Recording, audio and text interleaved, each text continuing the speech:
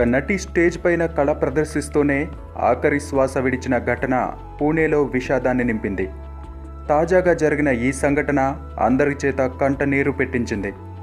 పూణేలోని భారత నాట్య మందిర్లో dance performance ఇస్తున్న ప్రముఖ క్లాసికల్ డాన్సర్ మరాఠీ నటి అశ్విని ఏకోటే సడన్గా హార్ట్ అటాక్ రావడంతో స్టేజ్ మీదే కుప్పకూలిపోయారు. ఆమెను వెంటనే ఆసుపత్రికి తరలించారు. కానీ దురదృష్టవశాత్తు ఆమె అప్పటికే కళలోనే తుది శ్వాస విడిచారు.